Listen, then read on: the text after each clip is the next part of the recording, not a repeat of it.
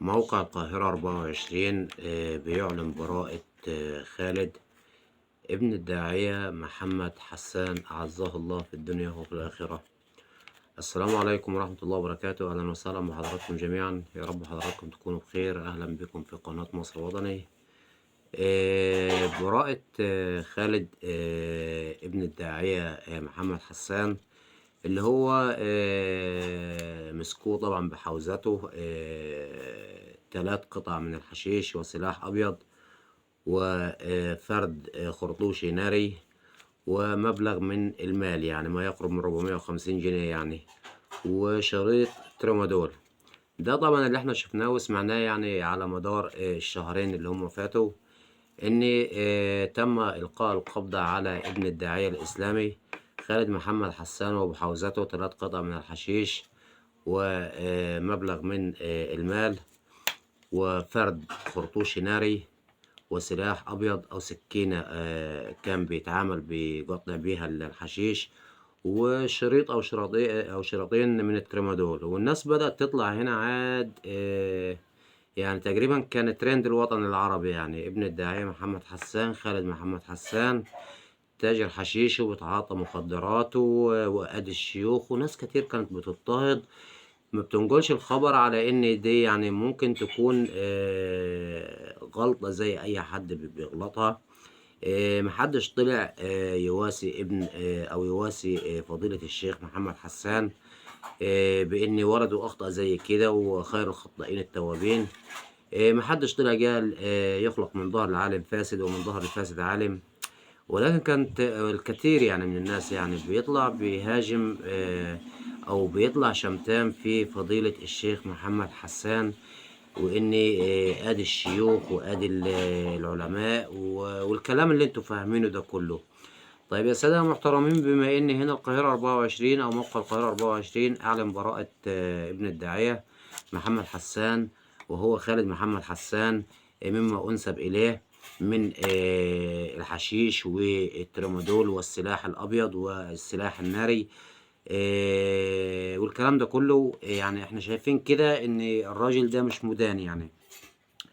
أولا هو لو بيتعاطى مخدرات واتمسكت معاه الكمية دي كلها، السلاح اللي كان معاه الخرطوش الناري والسلاح الأبيض و3 قطع من الحشيش وشريط ترامادول و450 جنيه، دول فيهم يعني ما يقرب من 3 سنين، يعني 3 سنين سجن وانت وطالع، يعني ممكن 3 4 5 6 7. ولكن هو الموضوع ده انتشر او نزل او سمعنا بيه ان تم القاء القبض على ابن الداعية الاسلامي خالد محمد حسان في مدينة الشيخ زايد، يعني ما يقرب من 60 يوم، يعني 60 يوم.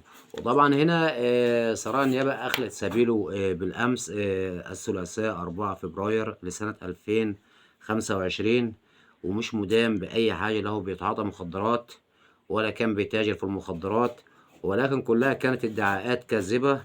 والناس حبت تعمل إثارة جدل كده على السوشيال ميديا. المواقع بدأت تنشر أخبار كاذبة، والناس بدأت تتداول الأخبار من بعدها بنفس السياق أو في نفس السياق. فالحمد لله رب العالمين، هنا ربنا ظهر الحق يعني ورد كيد الظالمين بالظالمين.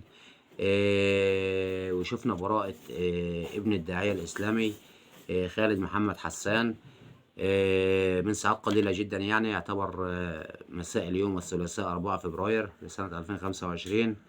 فيا ريت يعني الناس اللي كانت يعني تتداول الخبر ده بشكل كبير لما ألقوا بالقبض على ابن الداعية الإسلامي خالد محمد حسان، والناس بدأت تتكلم يعني إن ده ابن داعية إسلامي والكلام ده كله. يا ريت كمان الناس تطلع تتداول الخبر وتوصل الحقيقة للناس، وتوصل وترد الحق لأصحابه، ويطلعوا كمان يتكلموا إن هو طلع بريء من القضايا اللي أنسبت إليه أو الاتهامات اللي هي تعرضت إليه. يا ريت الناس تطلع تتكلم يعني وتبرر موقف خالد محمد حسان وموقف الشيخ العظيم المحترم محمد حسان أيضا، اللي كان متقبل كل كلام الناس من سخافات واضطهادات وشماتة يعني اللهم لا شماتة يعني. يا ريت المواقع دي تطلع تتكلم يعني وتوصل للناس ان احنا كنا غلطانين يعني في حق الداعية الإسلامي في حق الداعية الإسلامي الشيخ محمد حسان وابنه خالد محمد حسان. فأنا طلعت عملت الفيديو ده لحضراتكم لأن أنا في أثناء الواقعة بتاعت خالد محمد حسان عملت فيديو أو فيديوهين لحضراتكم على القناة، وطلعت اتكلمت فيهم وقلت لحضراتكم ربما يكون الأمر مفبرك، أو ربما يكون الأمر تلفيق من أحد ناس ليهم أغراض معينة يعني في هذا الفكر. فالحمد لله رب العالمين يعني ربنا ظهر الحق ونصر الحق. فيا ريت نشير الفيديو عشان نوصل لأكبر عدد من الناس. واستودعكم الله، والسلام عليكم ورحمة الله وبركاته.